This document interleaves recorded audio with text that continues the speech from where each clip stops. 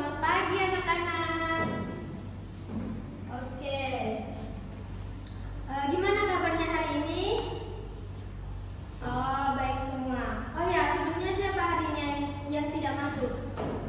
Masuk semua ya? Bagus. Nah, jadi materi kita pada minggu ini yaitu mengenai kelas kecil. Sebelumnya, Ibu mau tanya, di sini ada yang sudah tahu belum apa itu kelas kecil? Belum? Baik. Jadi, kas kecil adalah uang kas yang disediakan oleh perusahaan untuk membayar pengeluaran-pengeluaran yang kecil dan tidak ekonomis apabila dibayar menggunakan cek.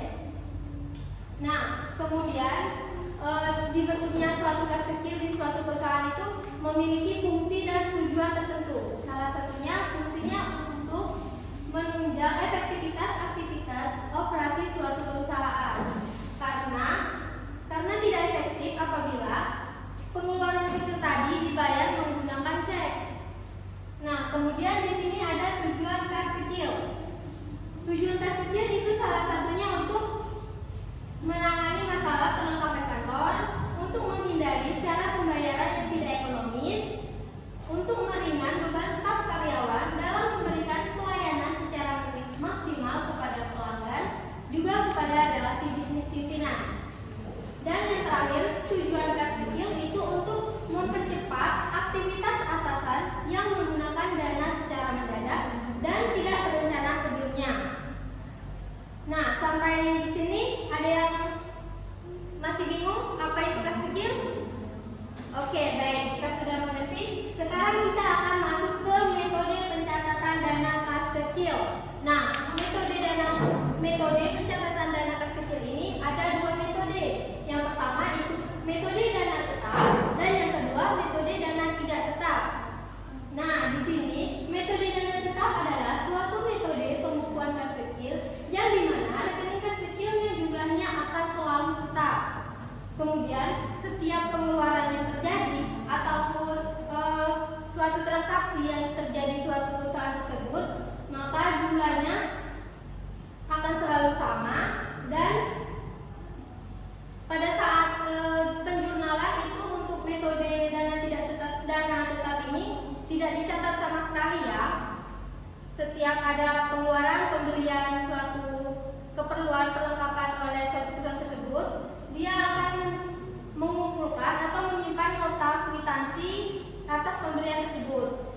Nah, kemudian pada saat pengisian kembali dana kas kecil ini dilakukannya suatu penarikan cek yang jumlahnya sama dengan dana yang telah digunakan. Maka pada saat pengisian selesai,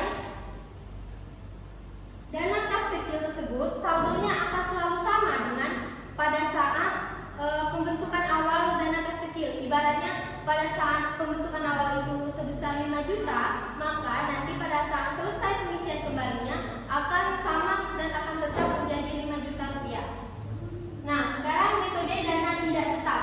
Metode dana tidak tetap ini atau sering kita sebut dengan metode yang berfluktuasi, di mana jumlah kas kecil akan selalu berubah-ubah. Kenapa? Karena pada saat pengisian kembali dana kas, dana tidak tetap tersebut akan selalu berbeda. Itu bisa misalnya seperti yang tadi, pengeluarannya sebesar 5 juta. Kemudian pada saat pengisian kembali, dia boleh mengisi lebih dari 5 juta rupiah. Boleh sebesar 6 juta, 7 juta, terserah pemegang kas kecil tersebut. Karena metode dana tidak tetap ini merupakan metode dana yang berfluktuasi atau berubah-ubah nilai jumlah saldonya.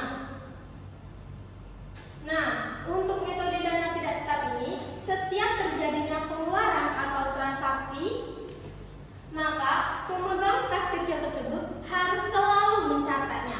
Setiap terjadinya pembelian suatu peralatan, perlengkapan yang ada di suatu perusahaan tersebut, dia harus segera mencatat jurnalnya satu persatu agar dia tertata rapi begitu kan, karena ini berbeda dengan dana yang tetap tadi.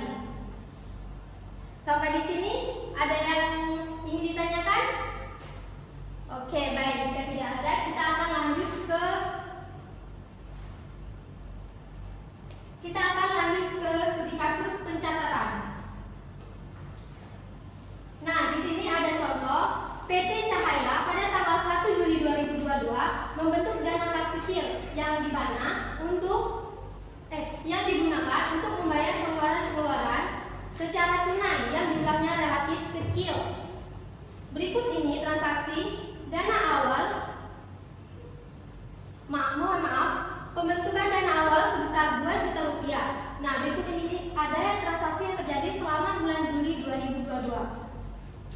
Yang pertama itu terjadi pada tanggal 15 Juli 2022, membayar biaya perbaikan kendaraan dinas sebesar 500.000. Dan transaksi yang kedua itu pada tanggal 28 Juli 2022 terjadilah pengisian kembali dana kas kecil. Kemudian tugasnya buatkan jurnal pencatatan menggunakan metode dana tetap dan metode dana tidak tetap. Nah, sekarang cara pencatatannya tadi ya.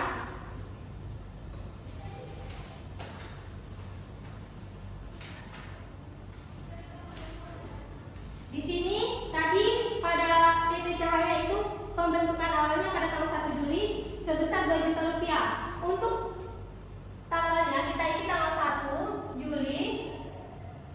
Nah, untuk metode dana tetap ini jurnal pertamanya atau jurnal pembentukan awal, yaitu kita mendebitkan kas kecil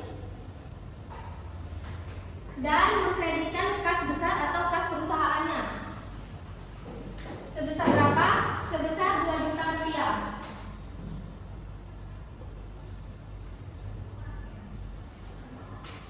Nah, terus bagaimana untuk metode pencatatan dana tidak tetap? Untuk metode pencatatan dana tidak tetap ini sama, karena ini waktu pembentukan awal. Kita mendebitkan akun kas kecil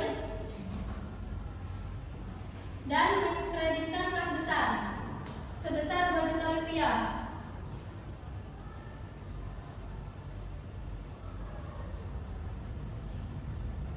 Nah, kemudian transaksi yang kedua pada tanggal 15 terjadilah membayar biaya perbaikan kendaraan, yaitu sebesar 500.000. Di sini tanggal 15 dan akunnya itu adalah untuk metode dana tidak tetap ini masih ingat tidak? Dicatat atau tidak? Iya, benar, tidak dicatat.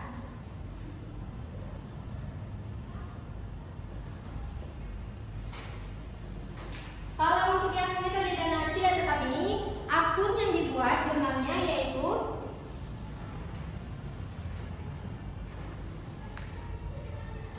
kita mendebitkan beban perbaikan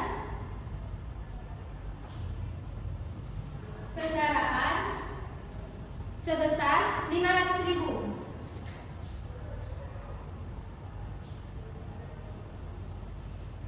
Dan mengkreditkan akun kas kecil sebesar 500.000.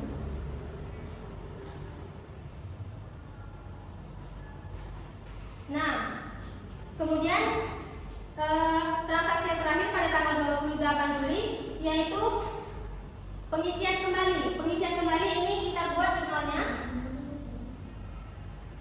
Kas kecil bertambah sebesar 500.000 dan kas besarnya pulang sebesar 500.000.